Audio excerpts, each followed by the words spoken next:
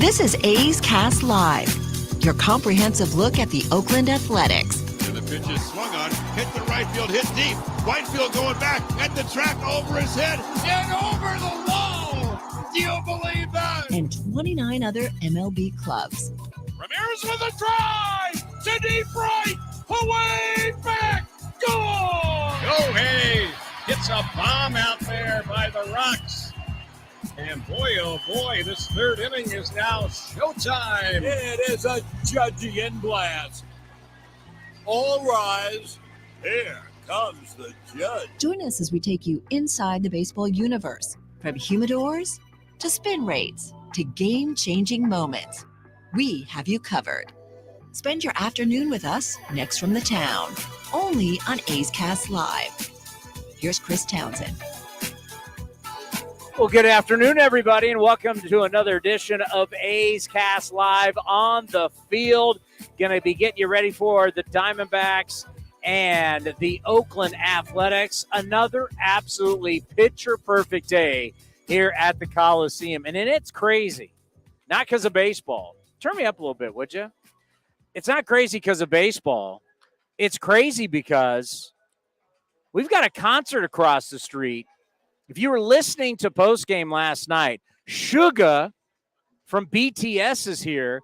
There's been kids who have been camping out for almost 48 hours to get into this concert.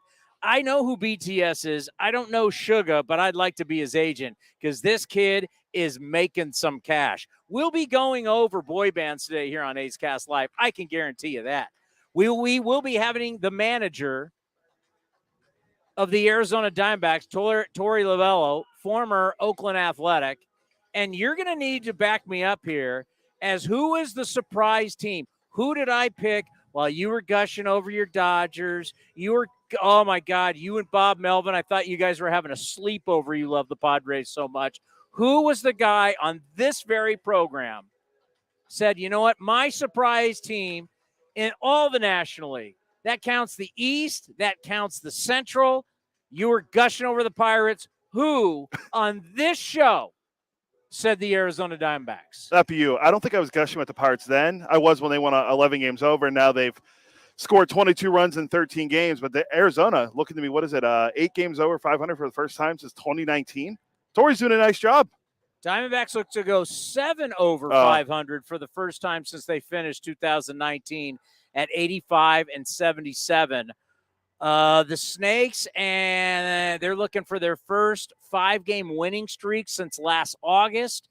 They've won. I've memorized all this, by the way. That's how I prepare for the show. Let's memorize all these numbers. All the data. I'm like, you think I'm looking at you, and I'm actually looking. I'm kind of like Aaron Judge, looking away.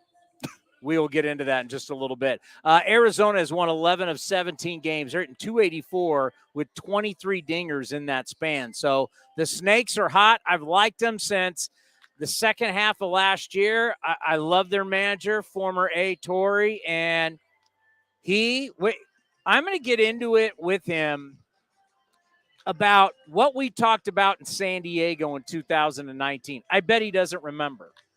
Yeah, I think the odds on that are in our favor. He won't remember. And if I was him, I wouldn't remember either what he said to us chumps down in San Diego at the winter meeting. I mean, he's been on numerous times since then. He probably remember. I mean, I don't know. We could be wrong. He probably remembers every conversation of it every time we've had him. He has been adamant. He is the one guy in professional baseball. He's been adamant to be on video with us as we turn this into a show that's not only audio, but also streaming video. Torey has always made his PR guys set it up so that he was on video. We love this guy, and we will talk about 2019. We had that conversation at the Manchester Hyatt about how he was creating a culture down in his clubhouse that no matter what, we're going to do things the right way. We're going to win the right way. We're going to build the right way. Every day, do things the right way. We'll see if he remembers that conversation because obviously where they are at 24 and 18 and in second place, road trip. There's my guy. You hear him on the postgame show. What's up? Road Trick Mike. Come here, Road Trip. Everybody, he calls into the post-game show. This is what he looks like. This is the guy that travels everywhere with the A's. I want to be him when I grow up. He's taking sailboats in Baltimore. He's surfing in Miami. It's nothing he doesn't do. Hey, I could never live up to being broke. We're going to start with that. Or you, or Stewart, anybody. I just love my athletics. I love seeing them. They can't hear you. Don't worry about it. Good to see you. I'll talk to you in the postgame show. Road Trip Mike, everybody. And he'll be up in Seattle as he is. He usually is my first caller. I mean, he was on Chesapeake Bay on a sail. He was on Chesapeake Bay sailboat while in Baltimore. Now, this is not somebody who just goes to games and goes to the ballpark. This is a guy that experiences the entire experience every city.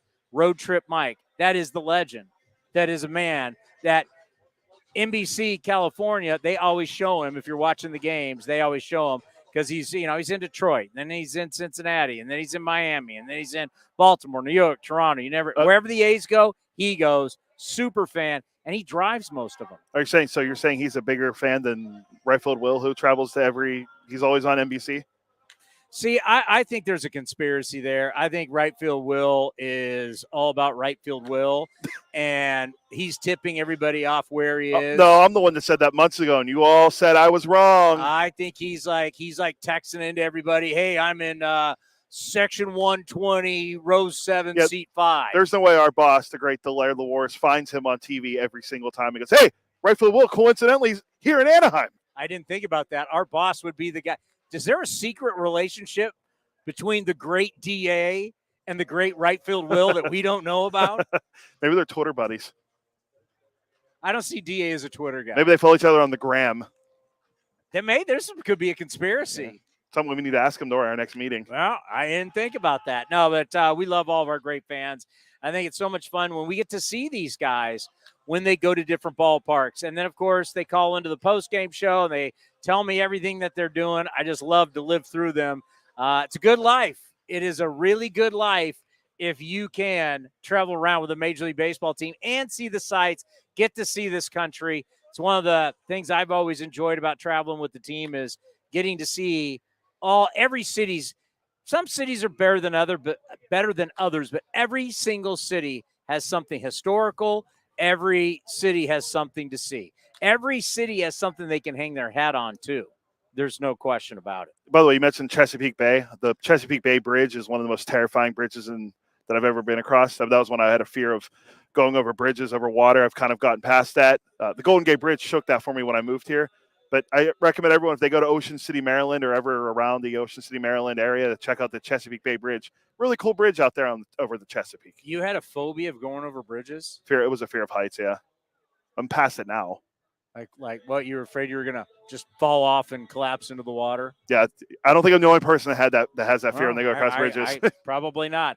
So, Torey Lovullo, the manager of the Dbacks here at 4:15. Nikki Pickett, Nikki Knox. I don't even know how many. Nikki Pie Shop. That's what we should call him because he does love the chicken pie shop in Walnut Creek. Nick Allen will be here. As I've told all of you, I grew up with his mother. I grew up with his aunt. I grew up with his grandparents. Always loved me some Nick Allen. Back in the big leagues, back playing every day, and hot. Last 4 games, hitting .429, starting to get those hits to go with the glove. He's going to join us. After BP, most likely. It's usually BP. when we have, yeah. So I don't know, like 4:45-ish in there, somewhere in there. And then Matt Kawahara is going to be here from the San Francisco Chronicle. Correct. Matt knows. I was texting with him last night. He was originally 4:15, and then the D-backs told me Torey, and I'm like, hey, Matt, sorry, I got to bump you for the manager. Matt understood. He knows that he might have got big leagued. It's okay. He's a pro. I wouldn't say that you got big league for the manager. The manager's show is sponsored. No. I'm talking about Torey. Oh, for Torey. Well, should we bring Torey? Brought to you by Nest Betting. Why not? I mean, Bob Melvin remembered it when we were in San Diego. Okay, Torey again is at 4:15. How much time we got? About 6 minutes. And then something I can talk to Torey about, too, is that we keep monitoring the numbers of where we are, rule changes. How does it change the game? How does it our experience, our enjoyment? Once again, we're the entertainment business.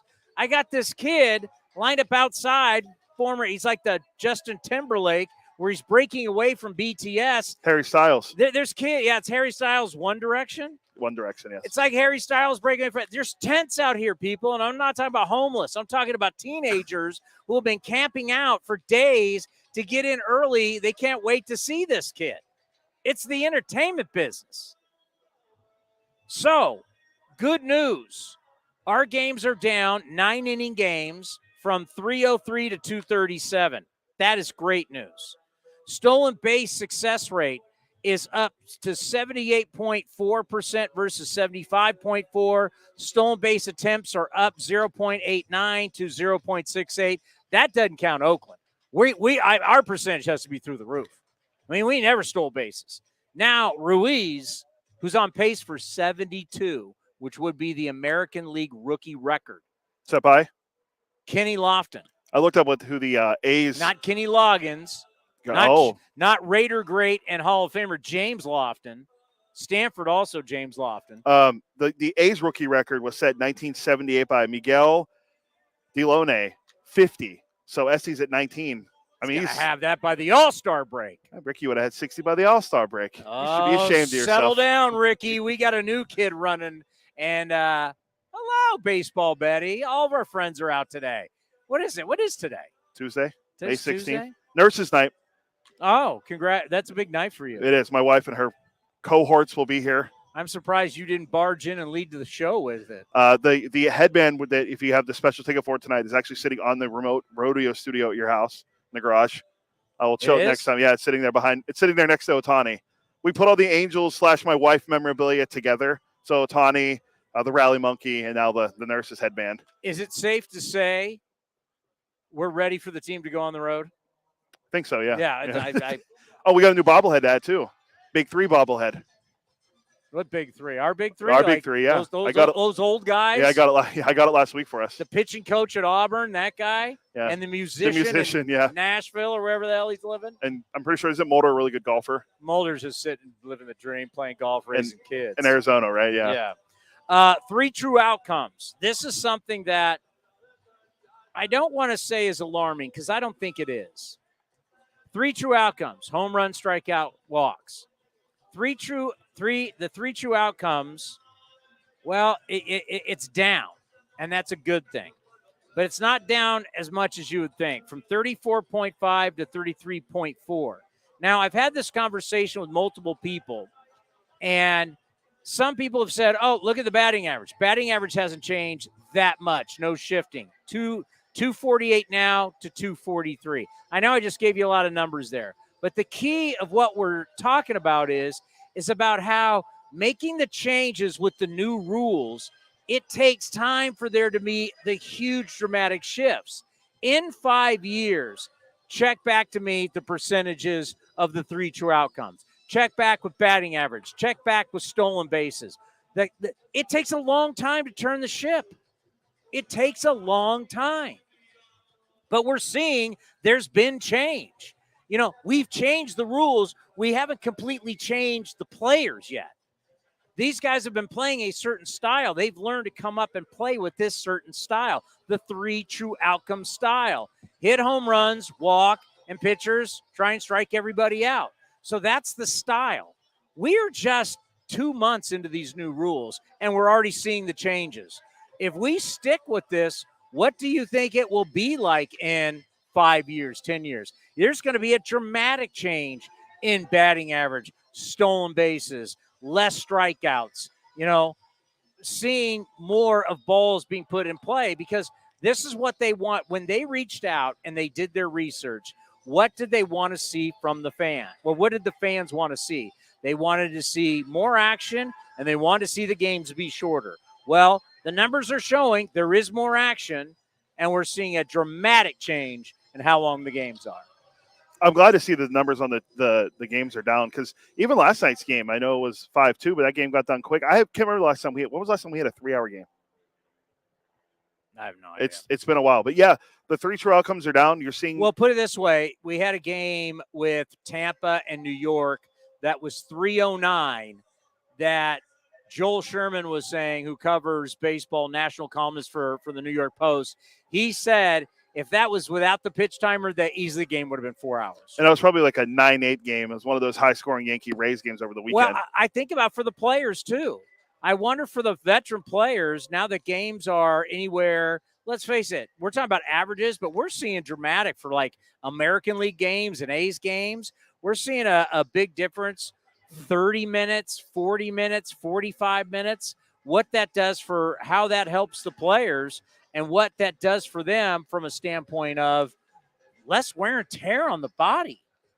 Yeah, for guys like you want to see play longer, like a guy like a Mike Trout who has had some injury problems. He's off his feet quicker and he's sitting down long, and the games aren't as long. I mean, we have guys like Ohtani. What he did last night was great with the hitting. What he goes 7 innings pitching, and he hit almost hit for the cycle. But yeah, it's great to have these guys off their feet for not being out there for the 307 you said last year, or 303? Yeah, 303. So I mean, but it was like 307. Yeah. It's and remember when we always give you those numbers, those are 9-inning games. We're not counting, these games and thank God I know I'm a dinosaur. It might be you can't call me Old Space Mountain. Did you give me my new drop, by the way? It's in there, yeah. You can't call me Old Space Mountain because I'm the one that likes the extra inning rule. Yeah, I know a lot of people on Twitter. When I see in our A's fan base, they're not a big fan of it. I mean, I'm with you. I've always liked it. Oh my God! I see extra innings. I go, this game's going to be over soon. I'm not thinking, what time is it going to be in the 14th inning, 15th inning? And by the way, can you imagine? I just throw this out there, A's fans. Oh, there he is. Can you imagine what it would be like with our bullpen, the worst bullpen in baseball, a historically bad bullpen, if we didn't have the extra inning rules? Can you even imagine what that would be like?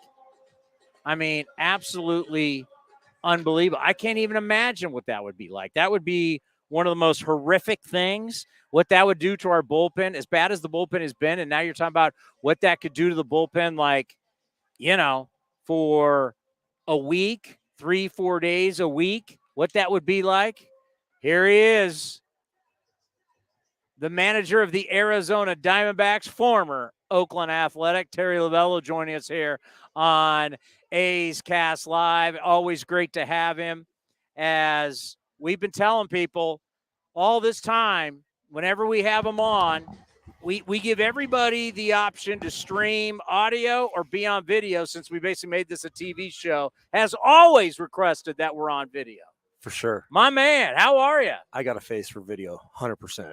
A's fans love you. Don't worry about it. I like to get the beard. It's been going good, huh? Yeah, I'm trying to look a little rough, like, upgrade the image to a tough guy. You know what I mean? Well, I'm going to tell you this. As we were down spring training and we were doing all of our preview stuff, and we were talking about who's going to win this and who's going to win that, I said, I have one surprise team in the National League. And I was looking at what the Snakes were doing in the second half of last year, running wild. And we got these new rules, and you got all these kids that are super athletes. Will you admit, Cody, tell him who was my surprise team in the National League will be who? The Arizona Diamondbacks? Oh, hey, boy, he really queued you up for that one. You had to go there. Can you imagine if he said, like, I don't even know, the Dodgers, the Miami Marlins? You'd be like, oh, bummer. Wah, wah. Listen, I appreciate that. The Mets and the highest payroll. What? Yeah. You've always given us a lot of love. Yeah. I appreciate that. We had some lean years here. We had some really lean times, but we knew, you're right, at the back half of last year, some of our younger prospects had been percolating, and they got up here and they performed. They did their job, and it started to translate. We felt very good about this offseason, but it meant working and still teaching and going out there for them every single day. And we're watching the improvements right now. It's been a lot of fun for us. Well, I remember the interview that we did in 2019 down in San Diego at the winter meetings at the Manchester Hyatt, where we talked so much about the culture of the Arizona Diamondbacks.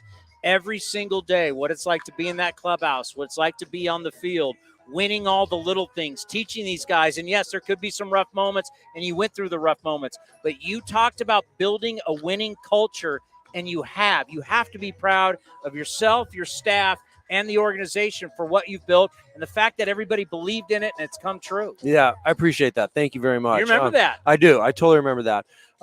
Culture is important. I think when you go out there and it's a cohesive unit and they believe in the same thing, and culture is really about bringing people together for one common reason, and that's to go out and win baseball games and just push forward daily. So it's like starting a new business, right? You take a chance and you do things and say things and you wonder how somebody's going to respond to it. You back it up with some good thoughts or ideas, and the next you know he's talking about it. And that's kind of what's going on. You know, we have a couple words in our culture that you don't use every day. It's love, trust, commitment, and effort. You say love in sports, it throws people off. But you know, I was watching the Super Bowl when the Rams won the Super Bowl a couple years ago. Every single player, I think McVay was mic'd up. They went up to him, hugged him, and said, "I love you, coach. I really love you." And I think that's where it starts with us. When you talk about building something special, it's got to be really deep inside of the heart. Love, trust, commitment, and effort. You know what I didn't hear there? Weighted runs created plus, OPS plus, O-swing percentage. All the data does matter. It does, yeah. But we're dealing with human beings, and that there's something about human beings coming together. It's more than just numbers. Absolutely. I love the data. It shows up, and it's real. It's a real thing. But at the end of the day, when you walk into the batter's box, that's a human emotion, and that's controlling what you're doing and making sure you believe that you can do it. And when you have an army of people that are backing you and talking to you, and you build trust and a relationship with, you're going to go up there and feel like you're never alone. And I know the same thing. Wasn't a pitcher, but I've learned a lot about pitching. I'm sure the pitchers feel the same way. Every time they throw a pitch, Brent Strom and Dan Carlson are with them and executing with them. Brent Strom, when I was growing up in San Diego, the old San Diego School of Baseball, Brent Strom was one of the owners, Alan Trammell, Tony Gwynn. I just think how this guy has been around forever, and no matter where he goes, all the pitchers get better. It's insane. Yeah, you know, and I'll tell you what, it starts with the relationship, and he makes a bond with these guys, and he's a pitching guru. He's got ideas and thoughts that it's just they're bouncing off of his mind all day long, and he comes together with his group of teachers, the other pitching coaches, and they have a good idea to how to make people better every single day. And you're right, it's not any mystery that where he goes, success follows. So when I think about young players, because we're now dealing with a lot of young players, you've done it for years. What is the key? They're going to take their lumps. There's going to be the issues. There's got to be times where you pat them on the back. Other times you got to kick them in the butt. Yeah. But what really is the key to helping young players get better? Always being there for them, being accessible, providing answers. I think one of the things we really believe in is that I ask the coaches to have good content, and I encourage the players to ask why. When I was told to do something when I was a player, it was you did it or else you were out. And I just felt like it wasn't the most creative way for me to go out there and perform. Players are smart today. They're on an information highway. They understand exactly what's going on every single day with them, around them, their friends, their colleagues. And you better find out why when you ask them to do something. Young players are pretty intelligent today. And the bottom line is we got to go out there and execute as a unit. And when we do that, good things happen.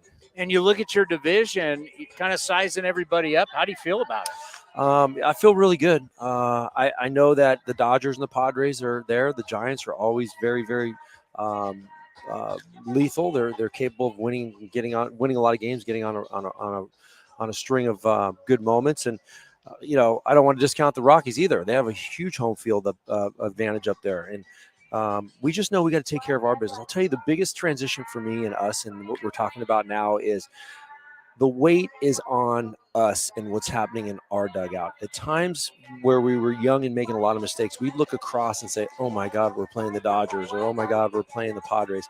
Now it's like we're in our dugout. We're playing our game against the Padres or the Dodgers or the Giants. And I think our guys are growing up and they're maturing. And it goes back to the main thing, being able to ask why, build that relationship, build that trust, build that bond.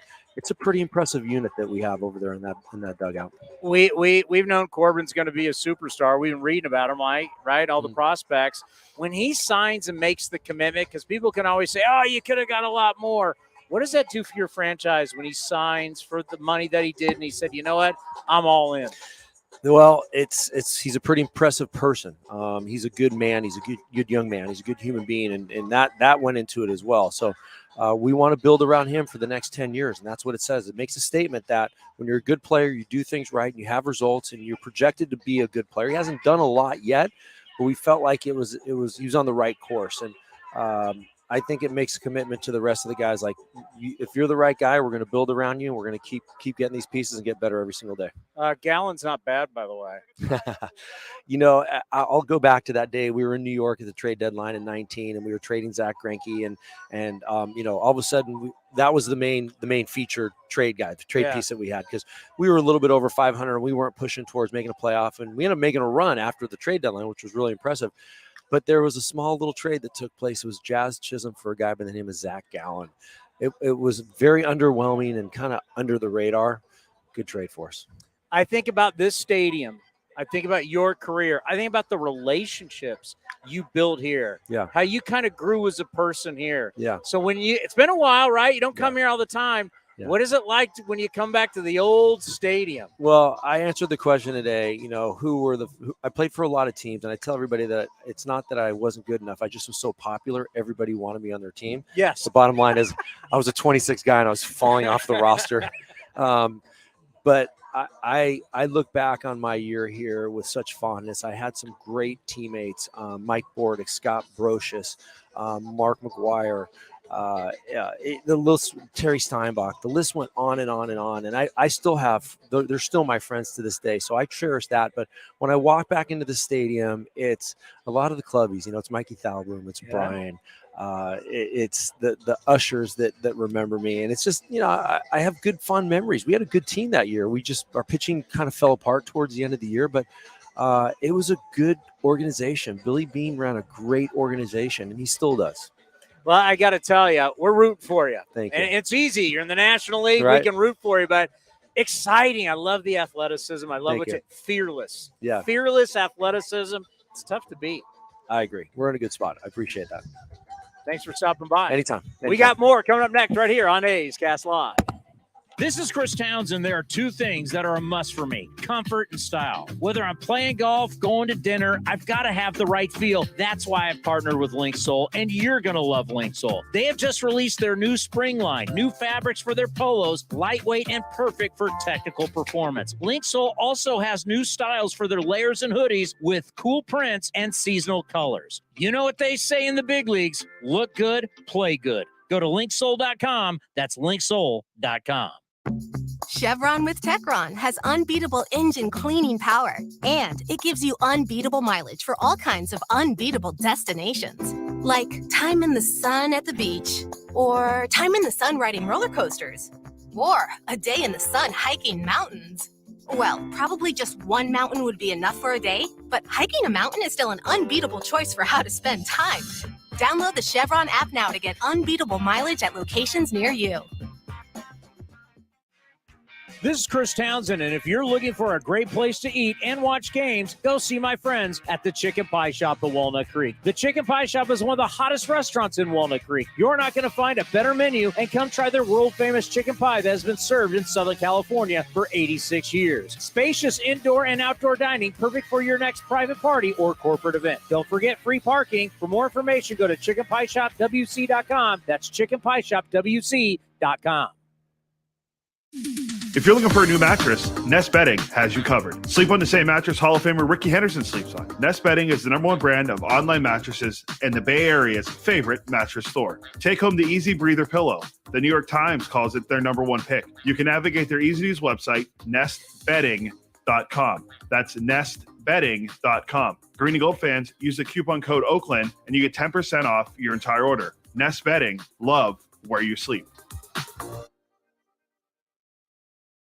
Thanks to the Xfinity 10G network, my little brother's friends won't leave our house. When I was their age, internet with basically no interruptions was a pipe dream. You sound like my grandpa. Now through April 23rd, new customers can get 200 megabit Xfinity internet during our limited time Xfinity 10G network launch celebration for just $25 a month for 2 years. Go to Xfinity.com/10G, call 1-800-XFINITY, or visit a store today. Requires paperless billing and autopay with stored bank account. Restrictions apply. Taxes and fees extra. After promo, regular rates apply to internet service and devices. Actual speeds vary. Hey, Billy, this deck is great for getting everyone together. Thanks. We're really enjoying the outdoor space, especially on a day like today. What's the material? Humboldt redwood from Ashby Lumber. They gave us a great deal, provided us with a quick quote, and we couldn't be happier. We even found a great contractor through their online contractor directory. Don't miss a day outdoors. Visit Ashby Lumber in Berkeley or Concord to see our stock of naturally strong, naturally beautiful Humboldt redwood. Find out more at ashbylumber.com for all your building needs. Ashby Lumber.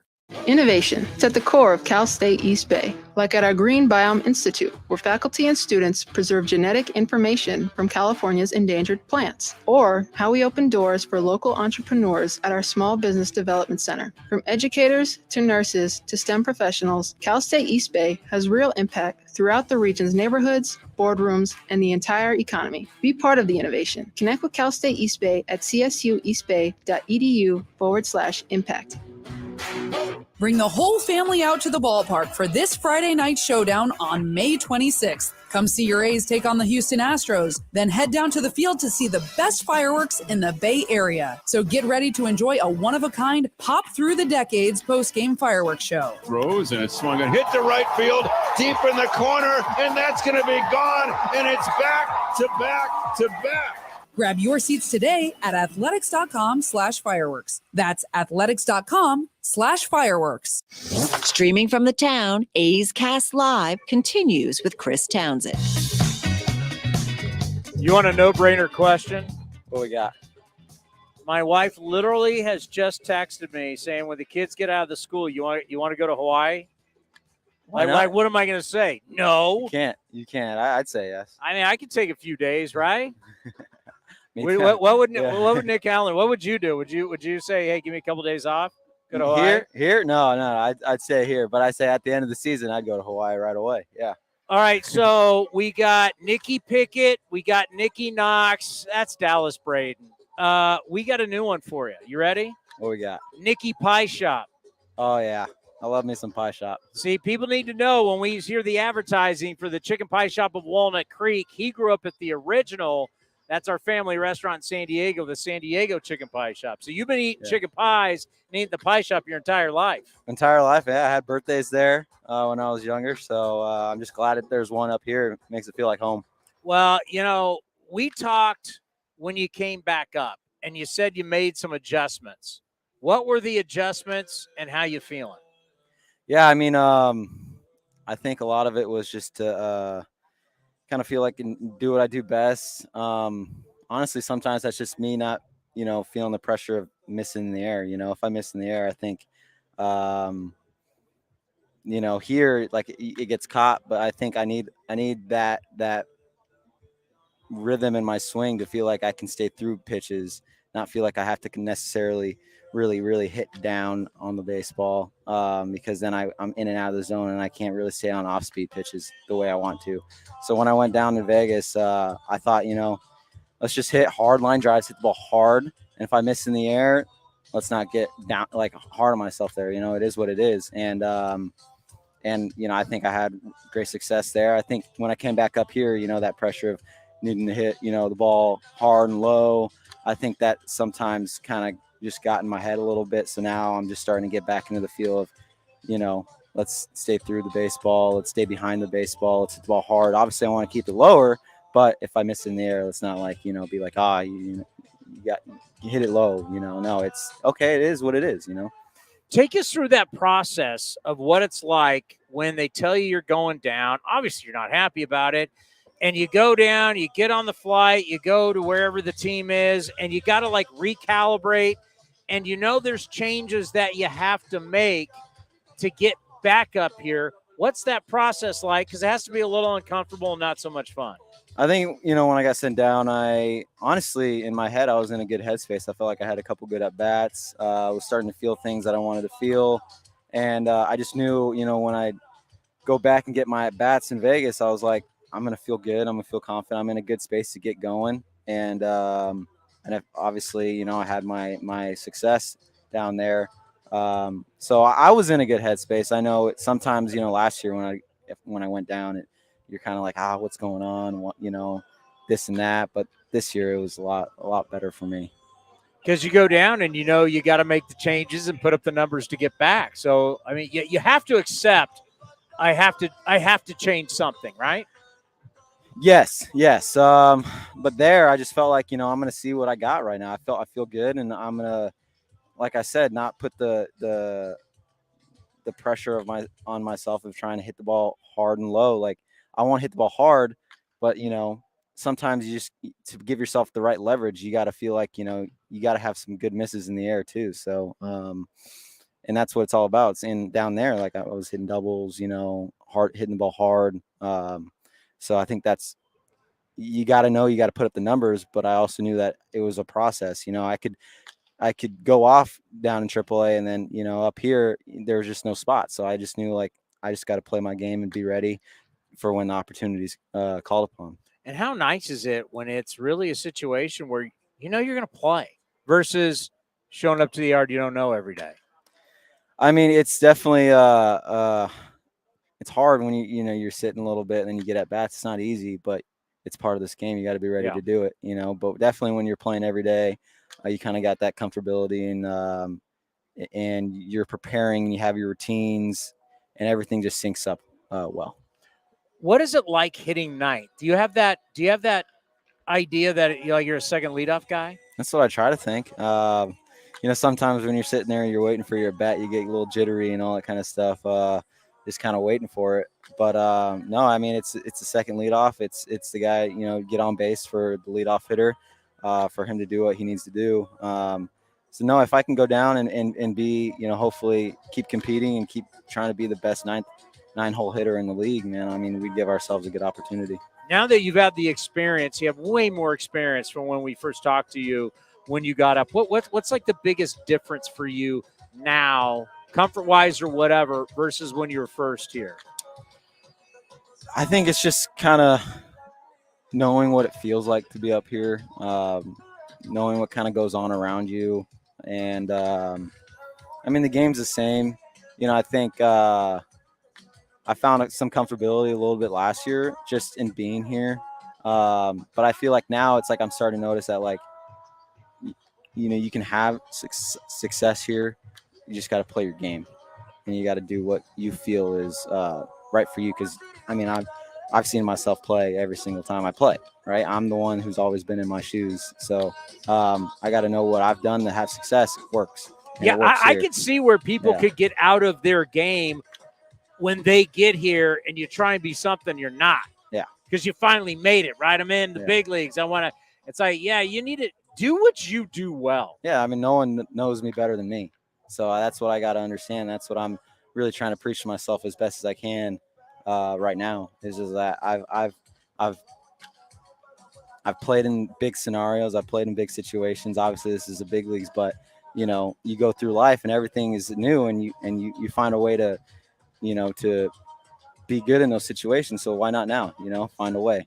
So that's what I'm trying to do. Have you made any adjustments at all since let's talk defense? Because obviously everybody wants to talk offense, but one of the main reasons you're here is because of what you do defensively. Have you made any changes or any adjustments since you've gotten here?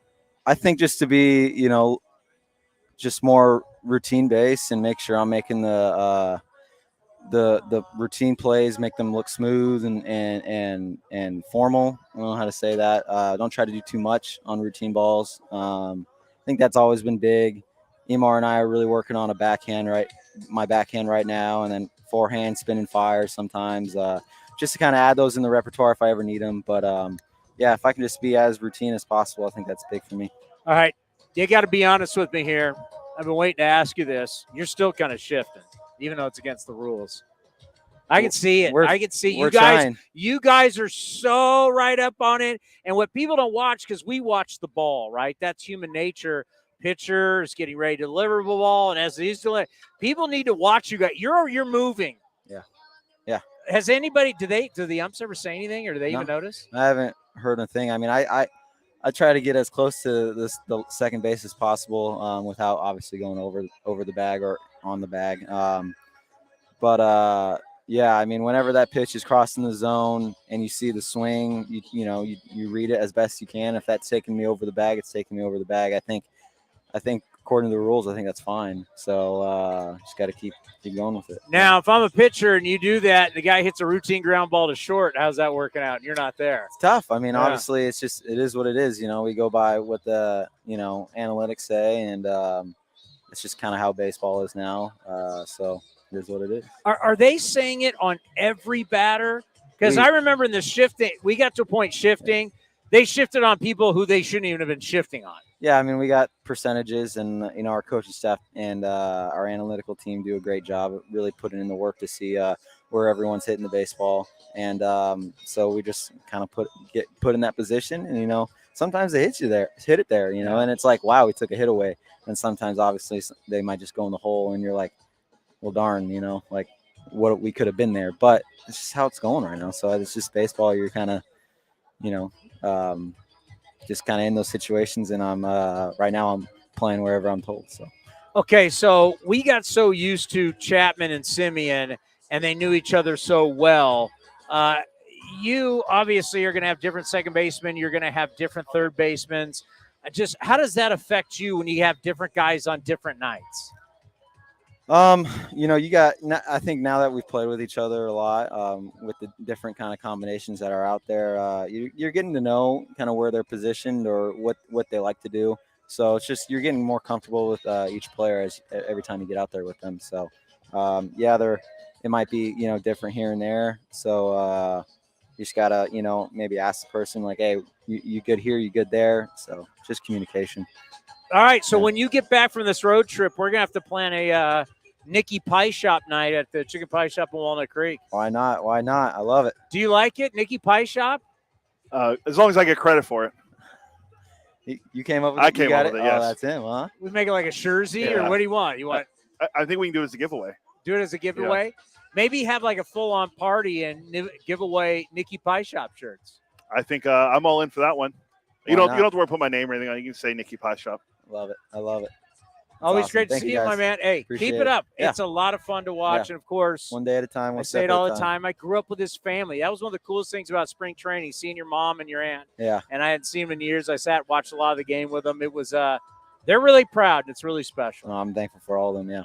All right, buddy, be well. Appreciate you. We got more coming up right here on A's Cast Live. Thank you, guys. With more sunshine returning, it's time to get outside and make the most of what Cinnabar Hills Golf Club has to offer, like 27 championship caliber holes tucked in the beautiful hills of San Jose. And take advantage of their amazing Bay Area views for your next special event. It's all for you at Cinnabar Hills Golf Club, an award-winning venue designed to peacefully take you away from the bustle of Silicon Valley. Go to CinnabarHills.com. That's CinnabarHills.com. This is Chris Townsend. There are two things that are a must for me: comfort and style. Whether I'm playing golf, going to dinner, I've got to have the right feel. That's why I've partnered with Linksole, and you're going to love Linksole. They have just released their new spring line, new fabrics for their polos, lightweight and perfect for technical performance. Linksole also has new styles for their layers and hoodies with cool prints and seasonal colors. You know what they say in the big leagues: look good, play good. Go to linksole.com. That's linksole.com. If you're looking for a great place to eat and watch games, go see our friends at the Chicken Pie Shop of Walnut Creek. The Chicken Pie Shop is one of the hottest restaurants in Walnut Creek. You're not going to find a better menu, and come try their world-famous chicken pie that has been served in Southern California for 86 years. Spacious indoor and outdoor dining, perfect for your next private party or corporate event. Don't forget free parking. For more information, go to chickenpieshopwc.com. That's chickenpieshopwc.com. Chevron with Techron has unbeatable engine cleaning power, and it gives you unbeatable mileage for all kinds of unbeatable destinations, like time in the sun at the beach, or time in the sun riding roller coasters, or a day in the sun hiking mountains. Well, probably just one mountain would be enough for a day, but hiking a mountain is still an unbeatable choice for how to spend time. Download the Chevron app now to get unbeatable mileage at locations near you. And the underdogs Oakland Athletics win their first championship since they were in Philadelphia in 1930. Hi, I'm Raleigh Fingers, Hall of Famer, three-time World Series champion with the Oakland A's and World Series MVP. Winning takes teamwork, skill, and heart. So when you need an ace for a personal injury lawyer that will win you the game, go with the winning team. Call Venardi Zerata at 833-VZ for me or go to vzlawfirm.com. Venardi Zerata, the official injury law firm of the Oakland A's. Like sports, business is about winning. Championship decisions are business decisions based on what it takes to help your company win. And that's why there's UBO Business Services, specializing in helping you win every day by streamlining workflows, managing documents, and providing the best-in-class office technology. Make your championship decision with UBO Business Services. Visit them at ubeo.com. That's ubeo.com. Ace fans need Friday night plans? Well, we got you covered. Get 4 tickets and parking for any Friday night game starting at just $49 with the Friday 4-pack presented by Chevrolet. Save big and enjoy great matchups, post-game fireworks and drone shows, giveaways, and more this 2023 season. And he drills one to right, way back, and no doubt. And that quickly, the A's have taken the lead. Second deck. Friday night tickets are available at athletics.com/value. That's athletics.com/value. If you're looking for the latest green and gold gear for the 2023 season, then look no further than athletics.com/shop for your officially licensed gear. That's athletics.com/shop. Innovation is at the core of Cal State East Bay, like at our Green Biome Institute, where faculty and students preserve genetic information from California's endangered plants, or how we open doors for local entrepreneurs at our Small Business Development Center. From educators to nurses to STEM professionals, Cal State East Bay has real impact throughout the region's neighborhoods, boardrooms, and the entire economy. Be part of the innovation. Connect with Cal State East Bay at csueastbay.edu/impact. Is convenience a state of mind or a real thing? At Extra Mile, it's a real thing, and it's in everything they do. The stores are spacious, organized, clean, and well lit, so you can get in quickly, get what you need, and keep going. It's just what you'd expect from a place serving up the hot and fresh food and snacks you love. So treat you right, and check out Extra Mile's fresh take on the convenience store experience. Extra Mile convenience stores at select Chevron and Texaco locations. If you're looking for a new mattress, Nest Bedding has you covered. Sleep on the same mattress Hall of Famer Ricky Henderson sleeps on. Nest Bedding is the #1 brand of online mattresses and the Bay Area's favorite mattress store. Take home the Easy Breather pillow. The New York Times calls it their #1 pick. You can navigate their easy-to-use website, nestbedding.com. That's nestbedding.com. Green and Gold fans, use the coupon code Oakland and you get 10% off your entire order. Nest Bedding, love where you sleep. Bring the whole family out to the ballpark for a Friday night showdown on May 26th as we take on the Houston Astros. Then enjoy a one-of-a-kind pop-through-the-decades post-game fireworks show. Grab your seats today at athletics.com/fireworks. The A's YouTube page is your go-to destination for A's video content. Get access to great highlights, exclusive behind-the-scenes content, classic games, A's Cast Live, and more. Visit youtube.com/athletics. Hey, A's fans, you know that running your own business is a slugfest every day. That's why businesses have been counting on Mechanics Bank since 1905. From operating lines of credit to equipment and real estate loans, they can help build your lineup to meet today's challenges and prepare for tomorrow's opportunities. Stop by your local branch or visit mechanicsbank.com today. Mechanics Bank, the official East Bay bank of the Oakland A's. Member FDIC and equal housing lender. All loans subject to program eligibility and credit approval. A's Cast Live continues from Ricky Henderson Field. Here's Chris Townsend. I know this is a segment you didn't think you'd ever hear on this program, but I'm fine with that, and I'm secure with it. And I know it's probably not going to shock you, but I was never a big boy band guy. It's just never my thing. And really, you know, the original boy band, and they were before my time, but, you know, I knew them when I was a kid, was Menudo. That was the big boy band. And then all of a sudden, we were trying to figure out all the boy bands. So there was New Edition, there was New Kids on the Block, there was NSYNC, there was 98 Degrees, there was Backstreet Boys, and then Harry Styles was the One Direction, right? One Direction, yeah. I throw out Hanson because they're three brothers. That's and they were brothers. Boy bands are guys that don't know each other. They audition, and they put these guys together knowing that they're going to go out and make a lot of money. They're all good-looking kids. They all can sing. They all can dance. But they don't know each other from Adam. They all just audition. They put them together. It's not a real band. Like four guys in the parents' garage, and next thing you know, they're Aerosmith. No, these are picked. It's like Disney. Like Timberlake was a Disney kid. What were they called? The Mickey Mouse Club. So they pick them, put them together, and mass produce them and make a ton of money. I got nothing against it. So Suga from BTS.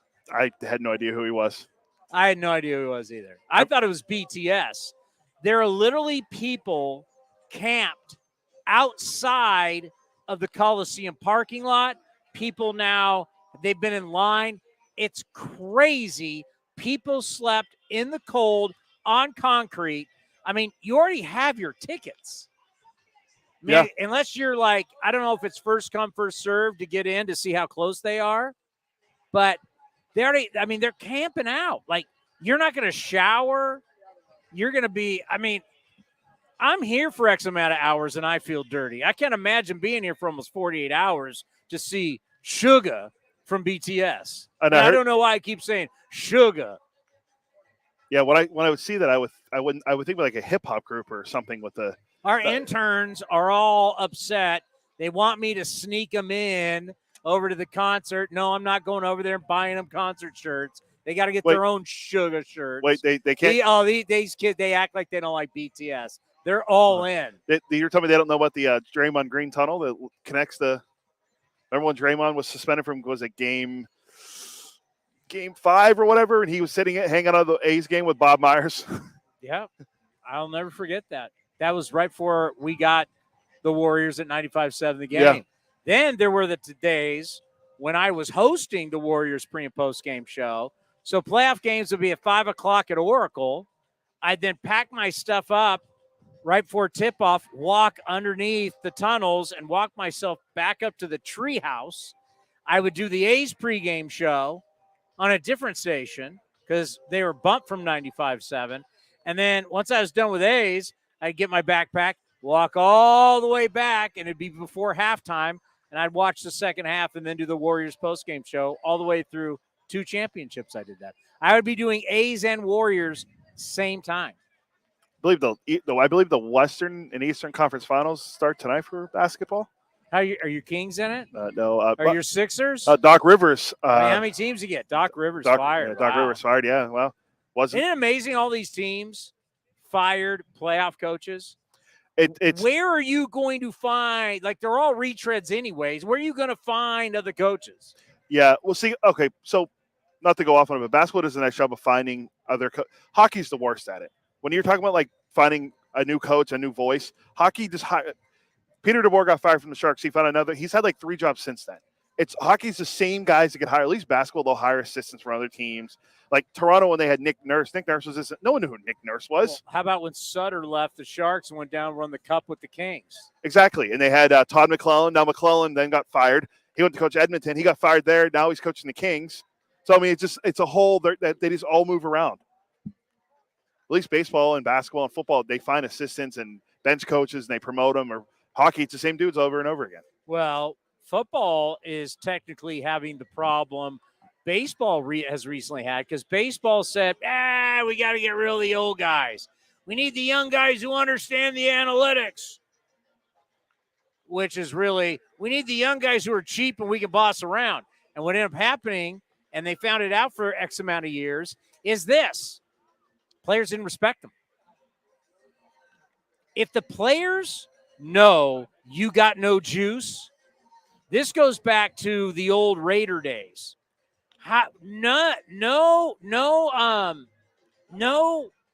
player was going to respect any of the coaches because they knew Al Davis made all the moves. So as long as Al's making all the moves, as long as you're in with Al, you can tell your position coach. Your position coach comes in and says, hey, I want to get the hell out of here. You got no juice. Once players know you've got nothing, you've got no control, you can't really help my career or hurt my career. They don't, whether that's right or wrong, don't blame me.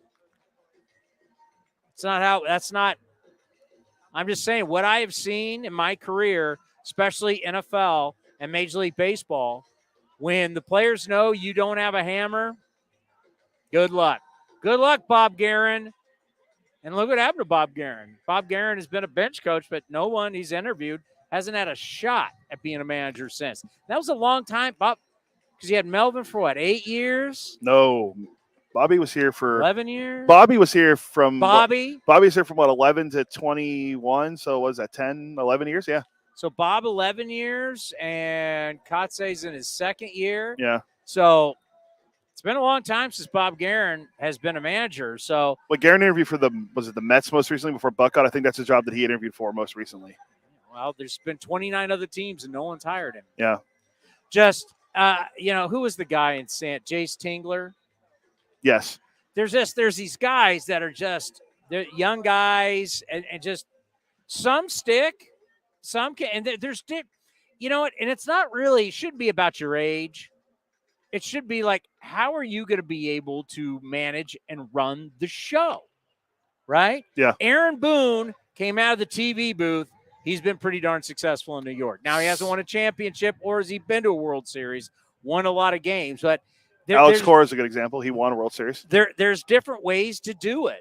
And now as we went into such a young mode, we got to get young guys. Now the trend is what? Old guys. Well, I mean, you can call them veterans. You don't have to call these men.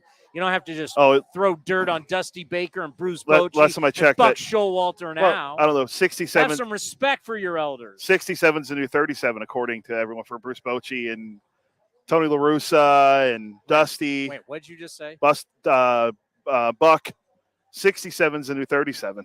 Did you just see the Texas Rangers here? Yeah, they're pretty good. Did you see Bruce Bochy go out to the mound? Yes. He didn't look 37 to me. Mike Maddox was pretty good, and he's up there. They should have had a pitch timer on Bochy for how long it took. He should be able to just. I know he's had the hip replacement and the knee replacement, but first of all, he's bent over. The hips are kind of turned, and it's this walk. You're going too fast. I mean, he's Herman Munster walking out to the mound. They should be able to let him just communicate via pitch comm from the dugout. Just he pushes a button and says, "Throw strikes." You know, it's interesting that you say that because I've had some ideas. Sunday, the manager of your Oakland Athletics, Mark Kotze, got thrown out, and nobody knew because I was doing TV on that day, so we didn't get to see. And all of a sudden, so I follow the game on my iPad, right? You follow pitch by pitch, and all of a sudden it says, Mark Kotze ejected. And I was texting the great Johnny Dasco going, JD, what the hell happened? He's up doing, I don't know if he was doing radio or TV that day, and he was like, I don't know. No one knew. And then Torey Lovullo last night, all of a sudden, he goes running out to the first base coach to complain about something. He had been thrown out. Is throwing out managers just an archaic practice? No other sport throws out. You can throw out a coach after what, 2 Ts in basketball? Yeah. So, yeah. Does a hockey coach ever get thrown out? Couldn't tell you last time I saw it, but I'm sure they do. NFL coaches, you can. I don't think we. Oh God, when was the last time an NFL coach got thrown out? Look that up. When's the last time an NFL coach got thrown out of a game? But let me tell you something. Being on the sidelines, Jack Del Rio and John Gruden said stuff to these refs. You couldn't believe the language, and it was all game. He was on him all game long. No one gets thrown out. No one flag. I mean, is it archaic throwing these guys out? It's stupid. Oh, I don't like what you said. You're out of here. What? Yeah. I mean, we saw it. Well, we didn't even got to it yet, but Aaron Boone got thrown out from the Yankee game last night. But our good friend Mike Farron and Jim Duquette asked Bob Melvin today. He was on. Bobby? Bobby was on Power Alley this All morning. right, hold on. We have an answer. Last NFL coach thrown out of a game. Jets coach for tripping That's a play. Head coach.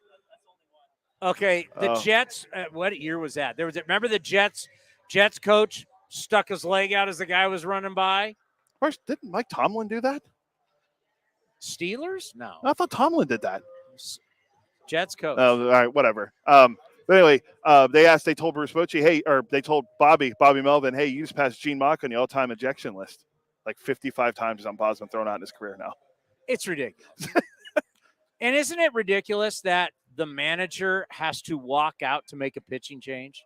Just pitch calm. Or just from the dugout. Just Steve Kerr doesn't go out to the middle of the floor. Hey, Draymond, you're coming in, Football coaches, I'm switching quarterbacks. I don't walk out. Hey, it's a blowout game. I'm going to go get Peyton Manning. I'm going to go, hey, timeout. And you're going to walk out and grab the ball from Peyton Manning. And Peyton Manning runs off to the side, and the other guy comes out and you give him that. We got a lot of unnecessary garbage going on. You realize that? Matt Kawahara from the San Francisco Chronicle. Let's see if he agrees.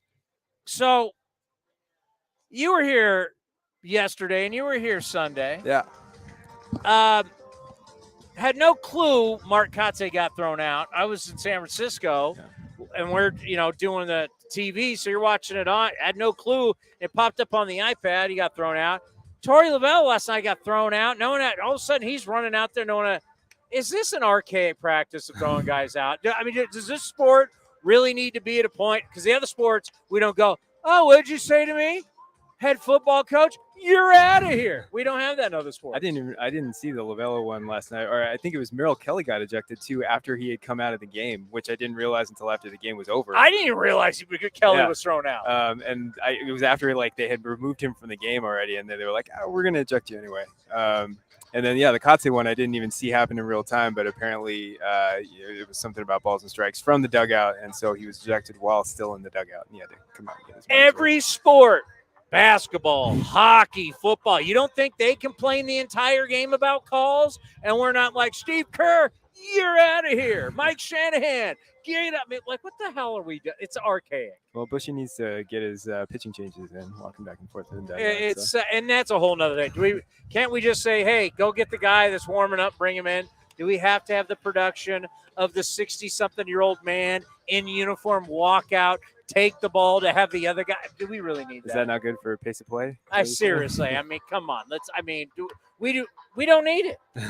Would you agree? I guess we don't need it. It's part of I can't imagine things without it, but there have been a lot of changes where, it's hard to imagine until you actually see it. So, well, I'm all about drama. If you're going to come out and go all Lou Piniella and flip out, next thing you know, run out and grab first base and throw it and entertain the crowd, I'm all in for that. Mm-hmm. But just throwing guys out and you come out and have a quick little thing, it's like a waste of time. Yeah, I can only think of really maybe one or two where Kotze has really just kind of let it go. Normally he's pretty professional about the argument, I would say. So, but I think there was one earlier this year where he really kind of got emotional about it, and I think it's worth noting just kind of how even keel he's been through this entire first quarter of the season, which obviously has been a really rough one for the team. But both really in the public eye, but also I think in the clubhouse and with players, he's kind of kept a similar demeanor, which I would think is helpful for a lot of guys who are up here and probably new early in their careers and maybe still on a little bit of uncertain footing and not really sure, hey, if I'm not playing well, am I in danger of getting sent out of here? To have maybe a kind of a stable influence, I think is probably helpful. We knew this team wasn't going to be good, but it is shocking really how bad they are. When you're talking about they would become the fifth team in the modern era to lose at least 35 of their first 44. We're talking about a run differential that is trending to be the worst of all time. I mean, you look at the pitching. I get it. The payroll's not big. But for me, just watching it every day, knowing that it's little things that have led to really bad big things, they shouldn't be this bad. Are you shocked they are? Well, you look at, I mean, some of the numbers that you cite are shocking because they are historically bad paces. I mean, the team ERA is a full half run ahead of whatever the highest team ERA for a full season is since 1900. You would like to think that is something that's going to come down over the course of the season. But, it's been a quarter of a season now, and they're still having their struggles. I think, like you said, you can point to small things that are kind of bright spots, right? I mean, you look at guy has a good start. JP Sears had a couple of good starts. Esteury Ruiz and driving in runners with scoring position. And minor thing, well, obviously Brent Rooker, but they're kind of little bright spots in sort of the overall picture of what the season has been so far. And I know, the emphasis for these guys, they want to win, but the emphasis from an organizational standpoint, I think, is largely on, what kind of progress can we see from a lot of the players who are up here for the first time or just don't have a lot of experience up here. And it's going to be rough. And you're seeing kind of what the results are right now. They're not pretty. And I think they hope that, there's going to be some sort of improvement and growth as the season goes on. But it's been a really rough start. I thought after last season, it was going to be, you weren't going to see, we haven't seen, even though there has been a good amount of turnover already, it hasn't felt quite the same where you have, like guys coming in for a day and then getting sent back out again. It hasn't quite felt like that yet, but I thought after last season that it would be really difficult to see another season play out the way that it was just from a win-loss standpoint. So far, the results have been, to your point, they've been worse. So, yeah, I think, historically, it would suggest that things will get better, or at least even out a little bit. But it's the first quarter's been bad. That's a good way to put it. At some point, it's got to even out. Like, there's no way it can continue to be like this. But the one thing, like I say on the postgame show all the time, is that, you can't be grinding the wins and losses. The season is what it is. It's like, how do you now find a way to get out of it? And the way to get out of it is to find good young players. And let's talk about that. We've seen some guys. You already mentioned Ruiz. I mean, he's on pace for 72 stolen bases, which would by far be the rookie record in Major League Baseball history for the American League. I just talk what you've seen with him. He's hit with runners in scoring position. I mean, there's something here. Not great at center field yet, but there's something here. Yeah, I think, the steals and runners in scoring position stand out. The fact that they just really, 2 weeks into the season, they just bumped him right up to the leadoff spot and we're like, hey, go hit leadoff. Yeah. And he doesn't walk a lot, but he's managed to, he doesn't hit the ball hard, which I think they kind of knew coming in was not really his thing, even though he had some sneaky power numbers in the minors. It hasn't really translated up here, but his game isn't quite that. I mean, he hits singles and he gets balls to fall in there and he gets on base and then he starts running. And I think, he brings an element to the top of the lineup that we just haven't seen here in the last few years. To your point, defensively, there have definitely been growing pains so far. I mean, he doesn't grade out metrically well. You saw a couple of days ago, there were a couple of plays where he didn't quite, the way that Marcotte put it was, he didn't quite take charge in center field. One of them was just a misplay. I mean, he had it hit off his glove. So I think it's another example of how when you're relying so heavily on young players, guys who are rookies or guys who are in their first full stint in the major leagues, there's going to be this balance between the good stuff and the struggles, the growing pains. And so I think he has been, we haven't gotten a good, or at least haven't gotten a great read on him personality wise, but he seems to be pretty stable. It doesn't seem like, I think the other night after the two errors, he did take that pretty hard, and he went into Mark Kotze's office afterward, and they talked a little bit about the game. And Kotze said that he wanted to just to see Ruiz be more communicative in center field, take more charge out there. he said yesterday during batting practice, he also walked out to center field while Ruiz was out there and was kind of trying to explain some things to him, having been a former center fielder himself, just about reading angles of swings and where the catcher is setting up and trying to anticipate from those things, what trajectory the ball is going to take, so you can maybe improve on the jumps that you're getting and get a little bit better reads. And it's just like fine-tuning details with a guy who has not been playing center field his whole career. He was an infielder, obviously, first, and then he didn't play infield very well, so moved out to the outfield. But he's still just trying to improve at that position, I think, and we're seeing that out there right now. Yeah, I want, whether we have 2,000-3,000 people in the ballpark, whatever it is, I want everybody to hear, I got it. I want everybody in the ballpark to hear him say that, however he is going to say it.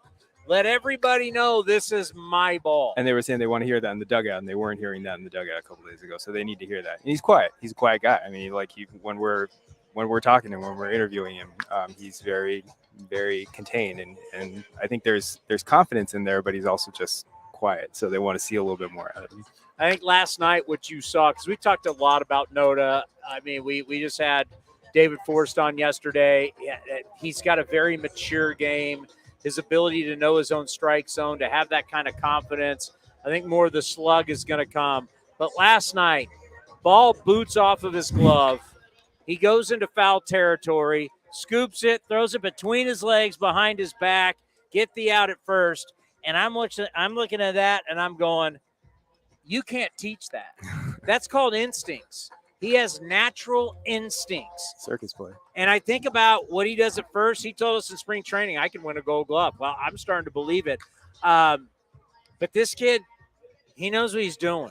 Like, he's got an approach at the plate. He's good defensively. He's got natural instincts. I have become a huge Ryan Noda fan. How about you? Yeah, well, the patience is what we saw in spring training, where he doesn't swing a lot, and I think there are pros and cons to that. And one of the obvious pros is that the on-base percentage really jumps out. I think he's either leading or up until a couple days ago was leading all rookies in on-base percentage. Yeah. Draws a lot of walks. He will also, he'll take strike three, and we've seen him take strike three a few times, and sometimes he seems to be pretty frustrated about the call, but at least in the little, strike zone box, it's pretty clearly a strike. And I think he's so selective that I don't know if that's something that comes back to bite him sometimes, but I think they would rather see, and it in the long run, they think it'll benefit him to be that selective, and that things will grow out from there. I don't know if he will start swinging more. I mean, you also look at the contact rate when he does swing, and the contact rate isn't particularly high, especially when he goes outside of the strike zone, which obviously you don't really want to do. But when he goes outside the strike zone and swings, the contact rate is really low. So I think if he's able to make some more contact with the swing, then yeah, you will probably see the power jump up a little bit, because we saw that in spring training too. I mean, I think one of the longest home runs I saw in spring training was like the second or third game. It was I was at the Brewers Stadium, and he hit a home run to center field that was like, there was some pop. Yeah. And obviously you look at him from a body type perspective, you watch him take batting practice, and he does have pop. And yeah, I think once he starts letting fly it a little bit more, or is maybe able to jump on a few more fastballs, or kind of beat some of those pitches that are coming in at higher velocities, and then you can start to see some of that. All right, we've now seen it at the end of last year, and we've now seen it this year.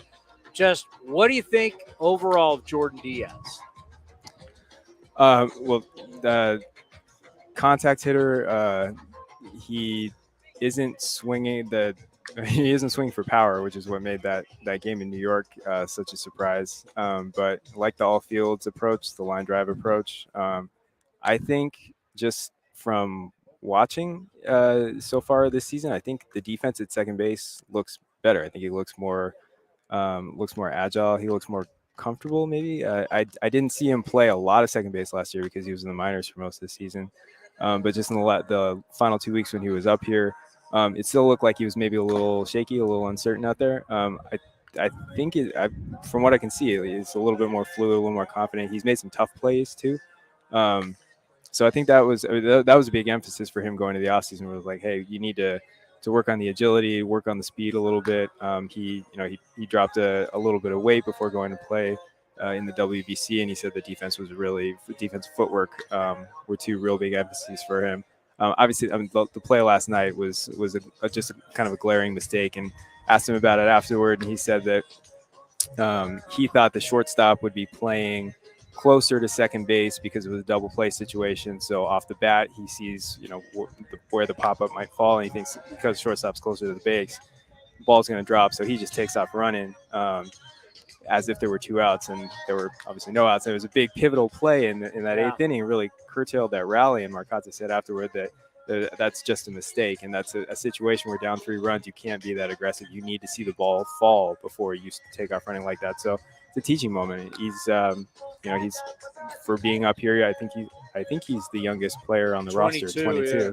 Yeah. So even though he's been in the system for a few years, he is still very young. And I mean he didn't use that as an excuse or anything like that. He just said, I made a mistake. And so I think that's again another example of some of the growing pains that you can see.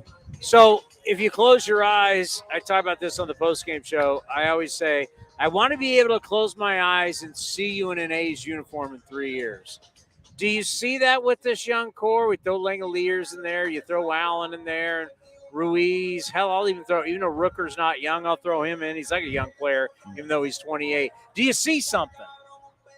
Yeah, well, I mean, couching this with like, can you look that far ahead, like with the way that the team is operating right now? I know they say stability is going to come from when they get something settled with the ballpark, right? So ostensibly that's going to happen by the end of the year. So maybe the guys that are here now are the candidates to be the first sort of wave or the first generation that has a little bit more time. So yeah, I think everybody who's in their first or second season, I mean, Langoliers, Ruiz, obviously they're giving him, even though he's had some early struggles in center field, they're giving him the shot to play out there every day and to hit leadoff every day.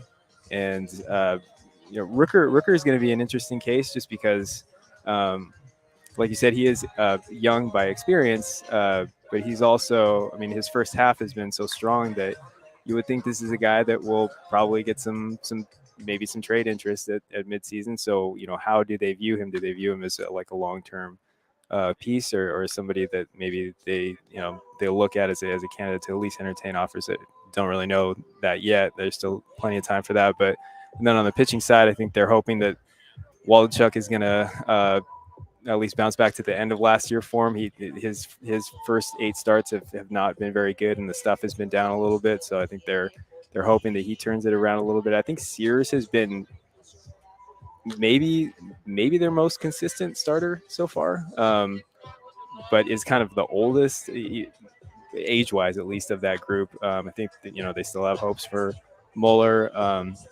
I guess they got positive news today on Mason Miller, even though he's going to be out indefinitely and there's no real timeline for him to start throwing again. Yeah, what was going on? I saw there was like a scrum in the dugout, but not like there's no news. The news is there's no news.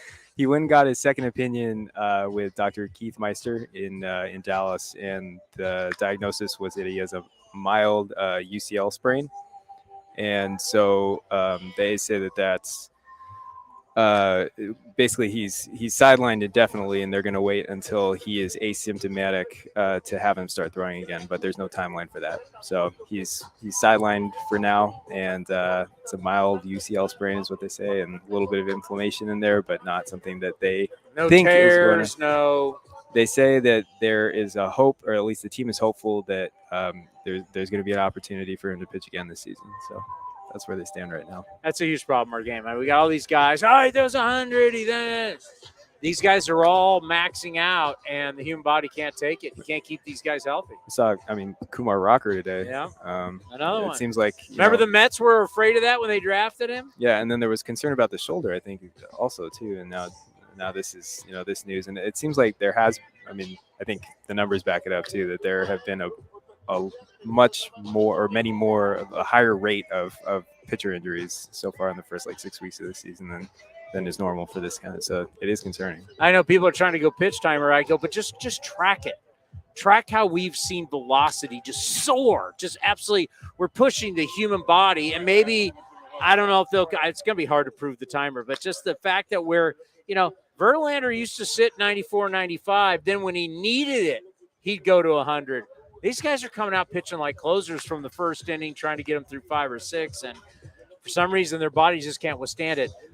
Obviously, you mentioned the craziness going on. There's constant chaos, and people wonder, why don't you guys talk about it? I'm like, that's not our job. Our job is to cover to the team, cover baseball. That's why we have other players on. Torey Lovullo, the manager, was here today. Luis Gonzalez, their longtime outfielder, one of the great players of his time, was here yesterday. I mean, we talk baseball. You are a beat writer. You're not politics. But you have to even delve into it. So just what is it like covering the chaos that has been this year? Yeah, well, there's been a fair amount of crossover, and that's going back to even 21 when, the A's were first given by MLB permission to start exploring relocation. I mean, that's been part of the story since then. But I think especially this year with the ramping up of, the team's pursuits in Las Vegas and some of the fan activity that you're seeing here, both in the stadium and outside of the stadium. I mean, last night the announced attendance was 2,064, and it was the smallest home crowd in the non-pandemic restriction year since 1979. I mean, this is all part of the story. And as much as the team and the players and the staff can try to have tunnel vision and try to focus on their work at hand and trying to win games and trying to improve. I mean, I know it's not something that they can completely block out. I mean, it's there. So yeah, from our perspective, it's just, part of the coverage, part of the story. We're kind of following along as it goes, just like everybody else. Good stuff. Thanks, man. All right, we got more coming up next. We're getting you ready for the Snakes and the A's right here on A's Cast Live. This is Chris Townsend. There are two things that are a must for me: comfort and style. Whether I'm playing golf, going to dinner, I've got to have the right feel. That's why I've partnered with Linksole, and you're going to love Linksole. They have just released their new spring line, new fabrics for their polos, lightweight and perfect for technical performance. Linksole also has new styles for their layers and hoodies with cool prints and seasonal colors. You know what they say in the big leagues: look good, play good. Go to linksole.com. That's linksole.com. Chevron with Techron has unbeatable engine cleaning power, and it gives you unbeatable mileage for all kinds of unbeatable destinations, like time in the sun at the beach, or time in the sun riding roller coasters, or a day in the sun hiking mountains. Well, probably just one mountain would be enough for a day, but hiking a mountain is still an unbeatable choice for how to spend time. Download the Chevron app now to get unbeatable mileage at locations near you. If you're looking for a great place to eat and watch games, go see our friends at the Chicken Pie Shop of Walnut Creek. The Chicken Pie Shop is one of the hottest restaurants in Walnut Creek. You're not going to find a better menu, and come try the world-famous chicken pie that has been served in Southern California for 86 years. Spacious indoor and outdoor dining, perfect for your next private party or corporate event. Don't forget free parking. For more information, go to chickenpieshopwc.com. That's chickenpieshopwc.com. Unlock offers and receive exclusive in-game features by downloading the MLB Ballpark app for iPhone and Android today. Plus, get the latest information on game times, schedules, and more. Thanks to the Xfinity 10G network, my little brother's friends won't leave our house. When I was their age, internet with basically no interruptions was a pipe dream. You sound like my grandpa. Now through April 23rd, new customers can get 200 megabit Xfinity internet during our limited time Xfinity 10G network launch celebration for just $25 a month for 2 years. Go to Xfinity.com/10G, call 1-800-XFINITY, or visit a store today. Requires paperless billing and autopay with stored bank account. Restrictions apply. Taxes and fees extra. After promo, regular rates apply to internet service and devices. Actual speeds vary. Like sports, business is about winning. Championship decisions are business decisions based on what it takes to help your company win. And that's why there's UBO Business Services, specializing in helping you win every day by streamlining workflows, managing documents, and providing the best-in-class office technology. Make your championship decision with UBO Business Services. Visit them at ubeo.com. That's ubeo.com. Bring the whole family out to the ballpark for a Friday night showdown on May 26th as we take on the Houston Astros. Then enjoy a one-of-a-kind pop through the decades post-game fireworks show. Grab your seats today at athletics.com/fireworks. Innovation is at the core of Cal State East Bay, like at our Green Biome Institute, where faculty and students preserve genetic information from California's endangered plants, or how we open doors for local entrepreneurs at our Small Business Development Center. From educators to nurses to STEM professionals, Cal State East Bay has real impact throughout the region's neighborhoods, boardrooms, and the entire economy. Be part of the innovation. Connect with Cal State East Bay at csueastbay.edu/impact. And the underdogs, Oakland Athletics, win their first championship since they were in Philadelphia in 1930. Hi, I'm Raleigh Fingers, Hall of Famer, three-time World Series champion with the Oakland A's and World Series MVP. Winning takes teamwork, skill, and heart. So when you need an ace for a personal injury lawyer that will win you the game, go with the winning team. Call Venardi Zerata at 833-VZ-FOR-ME or go to vzlawfirm.com. Venardi Zerata, the official injury law firm of the Oakland A's. Become an A's insider today.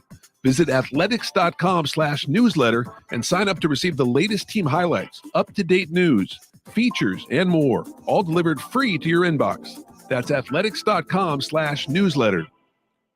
Ace fans need Friday night plans? Well, we got you covered. Get 4 tickets and parking for any Friday night game starting at just $49 with the Friday 4-pack presented by Chevrolet. Save big and enjoy great matchups, post-game fireworks and drone shows, giveaways, and more this 2023 season. He drills one to right, way back, and no doubt. And that quickly, the A's have taken the lead. Second deck. Friday night tickets are available at athletics.com/value. That's athletics.com/value. If you're looking for a new mattress, Nest Bedding has you covered. Sleep on the same mattress Hall of Famer Ricky Henderson sleeps on. Nest Bedding is the #1 brand of online mattresses and the Bay Area's favorite mattress store. Take home the Easy Breather pillow. The New York Times calls it their #1 pick. You can navigate their easy-to-use website, nestbedding.com. That's nestbedding.com. Green and Gold fans, use the coupon code Oakland and you get 10% off your entire order. Nest Bedding, love where you sleep. Streaming from the town, A's Cast Live continues with Chris Townsend. Oh, we have breaking news. North of the border. Big series going on right now between the Yanks and the Blue Jays. Whoops, wrong one. Whoa. Wrong one. Here we go.